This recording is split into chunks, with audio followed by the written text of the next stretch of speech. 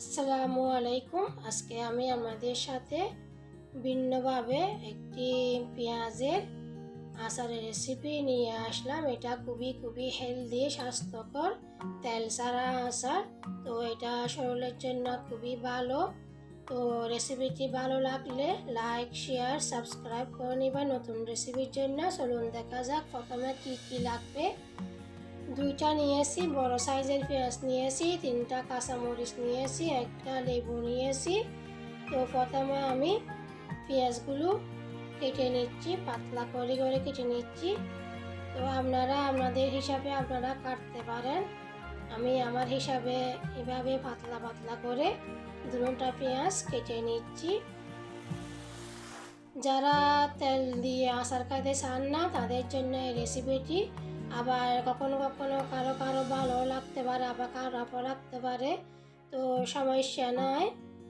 তো আমি পেঁয়াজ কেটে নিয়েছি, কাঁচামরিচ কেটে নিয়েছি, এখন লেবু কেটে নিচ্ছি। লেবুটা আমি 4 ভাগে 3 ভাগ দিব, 1 ভাগ রেখে দিব। কারণ হচ্ছে লেবুটার মধ্যে রস বেশি, টক বেশি, সেজন্য। একটা আমি বয়াম নিয়েছি, বয়ামটা আমি গরম পানি দিয়ে ভালোভাবে ধুয়ে নিয়েছি। যখন আপনারা আচার বানাবেন বয়ামটা গরম পানি দিয়ে ভালোভাবে ধুয়ে নেবেন ঢাকনা সহ, তারপর আচার নেবেন। তো আমি প্রথমে কাঁচামরিচ দিয়েছি, তারপরে পেঁয়াজ দিচ্ছি। পেঁয়াজ কাঁচামরিচ এইভাবে দিয়ে আমি সবগুলো পেঁয়াজ বয়ামের মধ্যে নিয়ে নিচ্ছি। তো আপনারা এভাবে বানাতে পারেন। তো রেসিপিটি খুব ভালো। তো আপনারা ইজিলি ঘরের মধ্যে বানাইতে পারবেন।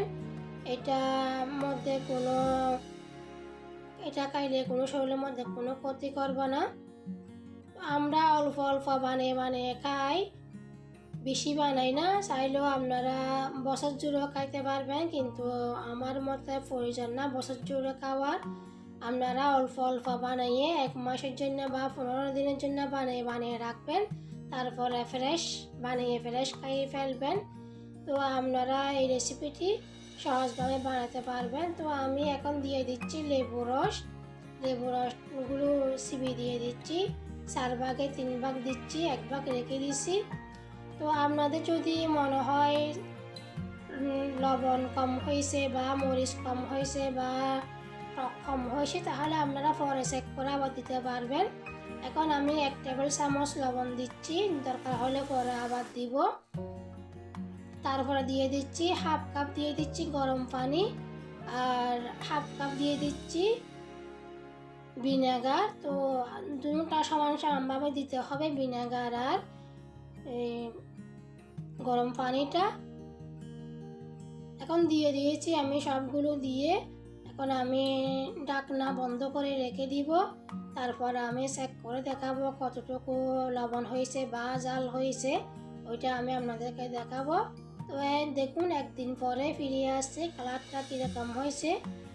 তারপর আমি দেখলাম চেক করে লবণ ঠিক আছে কিনা, লেবু ঠিক আছে কিনা, জাল ঠিক আছে কিনা। তো বাকি সব ঠিক আছে, শুধু একটু লবণ কম লাগছিল, সেই জন্য আমি আর একটু লবণ দিয়ে ভালো করে নেড়ে নিয়েছি। তো দেখাচ্ছি এটা 1 দিন পরে। আপনারা 1 দিন পরে এই আচারটি খাইতে পারবেন। তো আপনারা ঘরের মধ্যে হেলদি রেসিপিটি বানিয়ে অবশ্যই খাবেন, আর লাইক শেয়ার অবশ্যই করে দিবেন।